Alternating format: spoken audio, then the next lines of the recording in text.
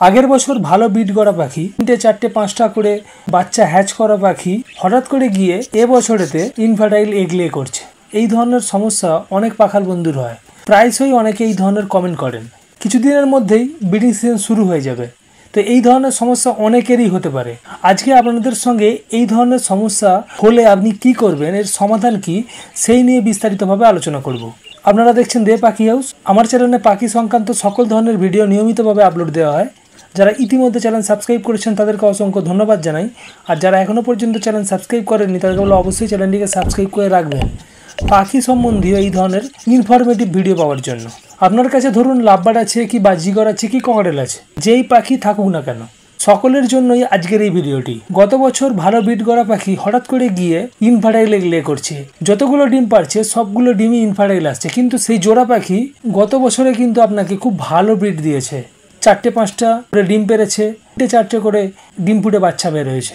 হঠাৎ করে পাখির এই ধরনের সমস্যা হলে আপনি কি করবেন?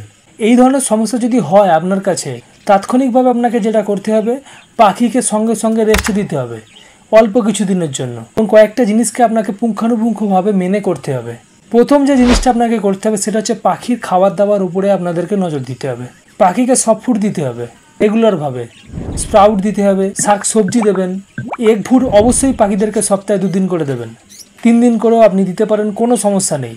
বর্ষাকাল থেকে উইন্টার সিজনেতে পাখিদেরকে এগ ফুড সপ্তাহে 3 দিন দেওয়া যায়, তাতে কোনো সমস্যা হয় না। এমন পাখাল বন্ধু রয়েছেন তারা রেগুলার কিন্তু পাখিদেরকে এগ ফুড দেন। আপনার কাছে থাকা কোনো জোড়ার যদি এই ধরনের সমস্যা হয়, সেই পাখিকে যখন আপনি সিড মিক্স প্রোভাইড করবেন, সেই সিড মিক্সেতে ক্যানারি সানফ্লাওয়ারকে আপনারা অবশ্যই রাখবেন এবং পরিমাণে একটু বেশি দেবেন। অন্য পাখিকে যতটা দেন তার থেকে একটু বেশি দেবেন, কারণ ক্যানারি এবং সানফ্লাওয়ারেতে থাকা ভিটামিন ই পাখির কিন্তু ইনফার্টিলিটি ইস্যুটাকে অনেকটা রিডিউস করে। তো অবশ্যই এই জিনিসটা মাথায় রাখবেন। পাখির যদি ইনফার্টিলিটির সমস্যা হয় তো পাখিদেরকে আমাদেরকে আলাদাভাবে ভিটামিন ই সাপ্লিমেন্ট কিন্তু ইউজ করতে হবে। তো সেই জন্য আপনারা আপনার হাতের কাছে থাকা যে কোনো ধরনের ভিটামিন ই সাপ্লিমেন্ট ইউজ করতে পারেন। যেমন আপনারা ইভিয়ন 400 ক্যাপসুল ইউজ করতে পারেন, 600ও পাওয়া যায়, সেটাও আপনারা ইউজ করতে পারেন। সেটাকে বাজরার সঙ্গে মিক্স করে পাখিদেরকে খেতে দিতে পারেন। এটাকে যখন আপনি বাজরিগর পাখির ক্ষেত্রে ইউজ করবেন তখন কিন্তু বাজরায় দিতে পারবেন না, তখন আপনারা সফট ফুডের সঙ্গে মিক্স করবেন। আর যদি ইবিকন ইউজ করেন সেটা আপনারা জলের সঙ্গে মিক্স করে পাখিদেরকে প্রোভাইড করবেন। আর যারা বাংলাদেশ থেকে দেখছেন তারা ই ক্যাপ ইউজ করবেন, আর নাহলে ই সেল ইউজ করবেন। অবশ্যই পাখিদেরকে কিন্তু ভিটামিন ই সাপ্লিমেন্টের একটা কোর্স করিয়ে দেবেন সঙ্গে সঙ্গে, তাহলে কিন্তু পাখির ইনফার্টিলিটি ইস্যুটা চলে যেতে পারে। 4 নম্বর যেটা, পাখির শরীরে সূর্যালোক লাগার ব্যবস্থা করতে হবে। যদি আপনার সেটআপে এমন পজিশন থাকে যে আপনার পাখির শরীরে আপনি সূর্যালোকের ব্যবস্থা করে দিতে পারবেন, তাহলে অবশ্যই আর্লি মর্নিং যে সূর্যালোকটা হয় সেটা পাখির শরীরে লাগবার ব্যবস্থা করে দিতে হবে। তাহলে কি পাখি প্রাকৃতিকভাবেই ভিটামিন D3 নিজের শরীরে উৎপন্ন করে ফেলতে পারবে। যদি সেটার ব্যবস্থা না থাকে তাহলে আপনাকে আলাদাভাবে পাখিদেরকে একটা ভিটামিন D3 কোর্স করাতে হবে। ভিটামিন D3 কোর্স আপনারা পরপর 2 দিন পাখিদেরকে ভিটামিন D3 প্রোভাইড করবেন। যে কোনো ধরনের হিউম্যান বেবিদের ভিটামিন D3 ড্রপ পাবেন, সেটাই আপনার পাখির ক্ষেত্রে ইউজ করবেন। সফট ফুডের সঙ্গে মিক্স করে পাখিদেরকে খেতে দেবেন। এরপরে যেটা করতে হবে আপনাদেরকে সেটা হচ্ছে পাখিদেরকে হার্ড ক্যালসিয়াম প্রোভাইড করতে হবে। হার্ড ক্যালসিয়াম বলতে কি, আপনারা ডিমের খোসার গুঁড়ো, শামুক বা ঝিনুকের খোসা, মিনারেল ব্লক, ক্যাটেল পিস বোন অবশ্যই খাঁচা আপনাদেরকে রাখতে হবে, পাখিদেরকে খেতে দিতে হবে। তার সঙ্গে পাখিদেরকে ক্যালসিয়াম সাপ্লিমেন্ট প্রোভাইড করতে হবে। ক্যালসিয়াম সিরাপ আপনারা ইউজ করতে পারেন, ক্যালসিয়াম ক্যাপসুল আপনারা ইউজ করতে পারেন পাখির ক্ষেত্রে, দিয়ে পাখিদেরকে একটা ক্যালসিয়ামের কোর্স করাবেন।